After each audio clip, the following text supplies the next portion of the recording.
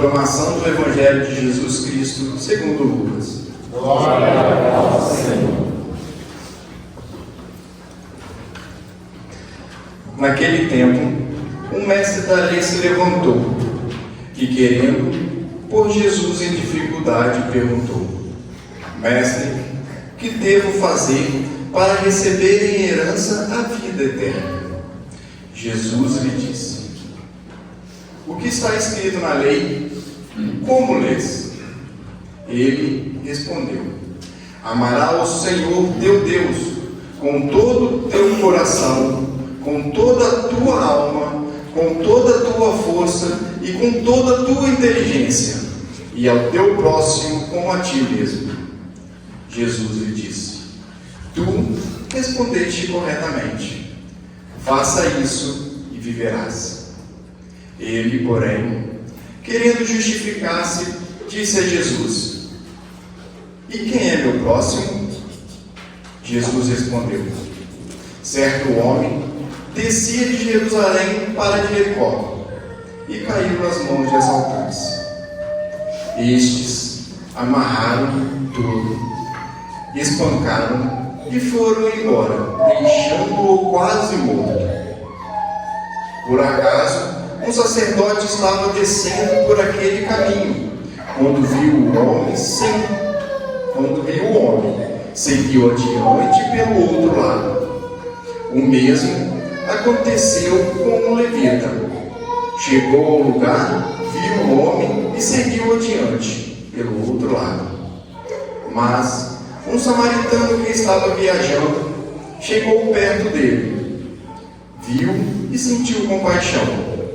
Aproximou-se dele, fez curativos, derramando óleo e vinho sobre as feridas. Depois, colocou o homem em seu próprio animal e levou-o a uma pensão, onde cuidou dele. No dia seguinte, pegou 2 moedas de prata e entregou ao dono da pensão, recomendando: Toma conta dele. Quando eu voltar, eu vou pagar o que tiver gasto a mais. Jesus perguntou: Na tua opinião, qual dos 3 foi o próximo do homem que caiu nas mãos do assaltante? Ele respondeu: Aquele que usou de misericórdia para com ele. Então Jesus lhe disse: Vai fazer a mesma coisa. Palavra da salvação. Glória a vós, Senhor. O Evangelho de hoje, eu acho que nós precisamos falar poucas coisas sobre ele. Acredito que todos nós já entendemos que nós temos que fazer o bem para o próximo, temos que fazer a ação, sair um pouco das nossas orações pessoais e ir para o mundo, para agir. Mas mesmo assim, eu gostaria nesse momento de fazer uma pergunta e gostaria de ser bem sincero na resposta dessa pergunta, porque ela vai ficar guardada no íntimo do coração de vocês a resposta. Se for para vocês elegerem 3 pessoas que vocês mais amam, quem seriam essas 3 pessoas?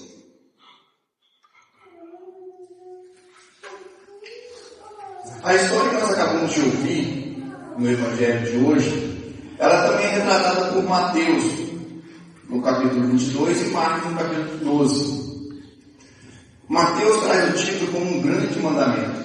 Marcos fala dos 2 maiores mandamentos. E o interessante é que todos os 3 evangelistas, como Lucas também, que nós acabamos de ouvir, eles dão uma ênfase muito forte a 2 versículos do Velho Testamento. Que um é o Deuteronômio 6:5, que fala: Amarás o seu Deus com todo o seu coração. E Levítico 19:18, que fala: Amarás o teu próximo como a ti mesmo.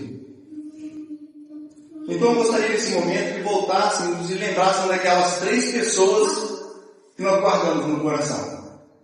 As 3 pessoas que nós mais amamos. Ouvindo a palavra de Deus, eu acredito que eu consigo adivinhar quais são essas 3 pessoas no coração de vocês. A primeira foi Deus. Certo? A segunda, em cima de Levítico, né? Amarás o teu próximo como a ti mesmo. Então, o segundo tem que ser o eu. Eu me amo. Amo Deus, me amo. Por quê? Porque se eu não conseguir me amar, eu não consigo amar a terceira pessoa, que são todos os outros. É o nosso próximo. Porque Deus não fala que é para a gente amar o pai mais que a mãe, não fala para a gente amar o filho mais que a esposa, não fala. Ele fala que é para amar o próximo, como a ti mesmo. Então nós temos que amar as pessoas que estão ao nosso redor como nós nos amamos. E aí eu trago a pergunta: como que nós nos amamos? Como que estamos cuidando de nós? Estamos levando o nosso corpo ao limite no trabalho? Levando nossa mente ao limite nos trabalhos, nos afazeres? Que ao ponto de chegarmos em casa exaustos, não conseguimos fazer mais nada? Então, se não estamos tendo regra para o nosso próprio limite, como que vamos conseguir amar o nosso próximo hoje? Acredito que esse bom samaritano, ele tinha assim, um bom conhecimento do amor ao próximo, porque ele já se amava, ele estava completo na sua plenitude, e ele pôde transferir para aquela pessoa algo que lhe sobrava, que era a compaixão. E às vezes nós não temos compaixão nem do nosso próprio corpo. Não tomamos remédio corretamente, não vamos ao médico, não fazemos exercício, né? Trabalhamos muito mais horas que deveríamos. Até o 7º dia que Deus pede que nós possamos descansar, nós estamos em atividades. E aí, como que nós vamos amar o próximo como a nós mesmos? Nós vamos querer desejar esse mal para esse próximo do jeito que nós estamos desejando para o nosso próprio corpo? Outra coisa que me chama muita atenção é logo no início do Evangelho. Levantou um doutor da lei e, para pô-lo à prova, perguntou. Já perceberam quantos doutores da lei que nós temos ao nosso redor? Tem algumas pessoas que nós vamos conversar com outras pessoas que nós ficamos até um pouco preocupados, nos sentimos no interrogatório. Quando acabamos ali, falamos assim: gente, será que eu vou ser preso? Fica um finge errado. E a gente sai até um pouco assim, preocupado, um pouco assim, desconfiado. Gente, o que está acontecendo? Porque esse cara está perguntando tantas coisas. Será que alguém falou alguma coisa de mim para essa pessoa? Mas eu acho que o pior não são esses mestres das leis. O pior é quando nós somos esses mestres da lei. Vivemos condenando as pessoas. Não importa o que elas façam. Olha, viu? Fulano trocou de carro. Você está vendo? Ciclano vai voltar para a praia.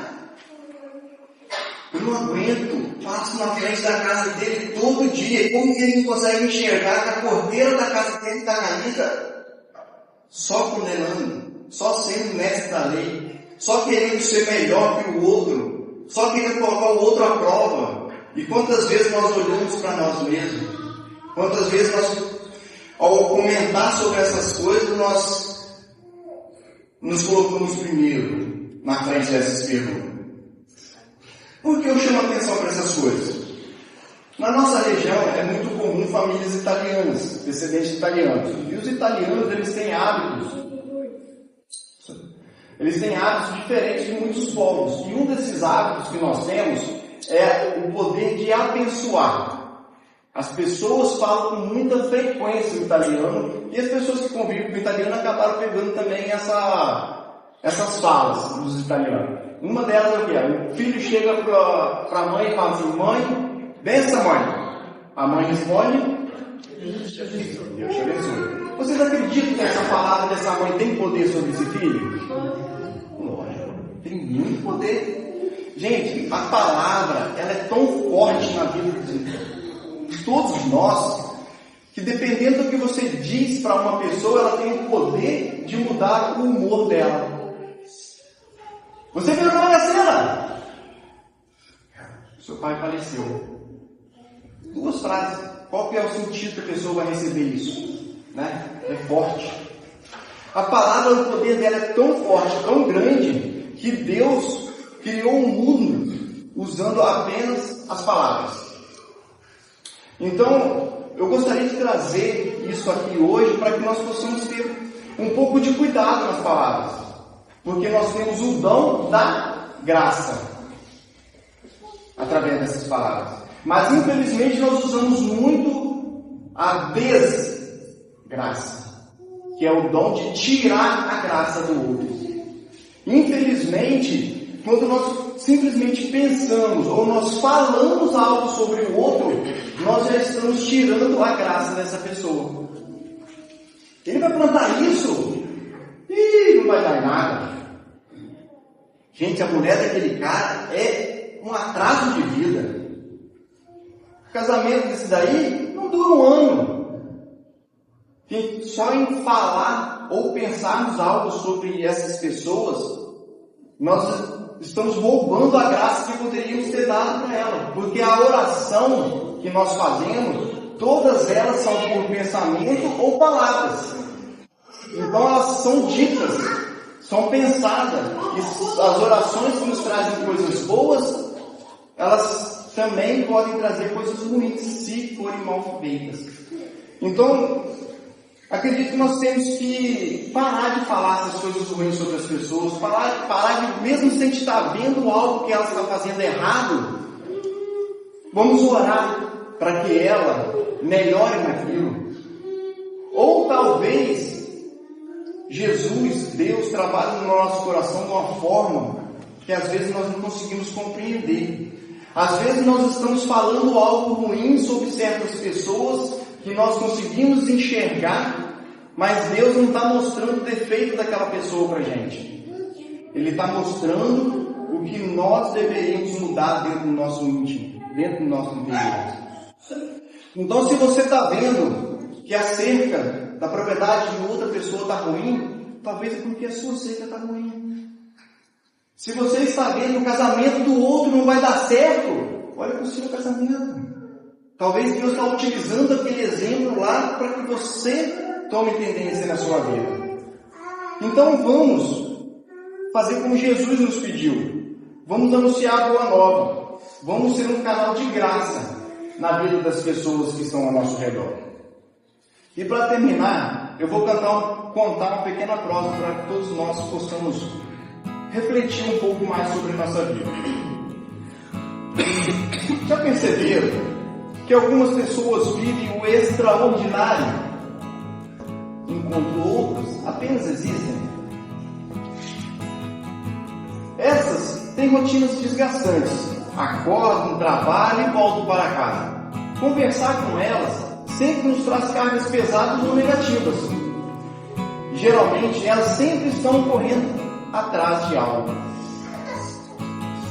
Parecem que sempre estão atrasadas. O fardo que carregam é incrivelmente pesado. E sempre olham para o próximo como a vida dele fosse a mais perfeita de todas. Se a pessoa é rica, ela fala: mas o pobre pode, pois ele não tem tantas coisas para olhar como eu tenho.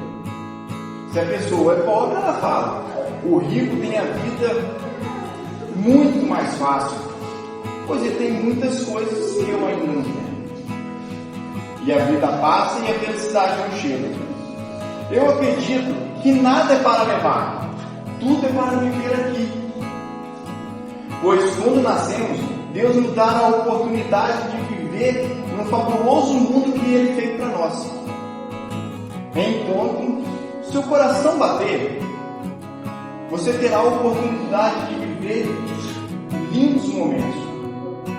Tomar um delicioso café da manhã com a sua esposa, brincar com seus filhos, beijar os seus netos, abraçar seus pais, fazer uma viagem com seus amigos.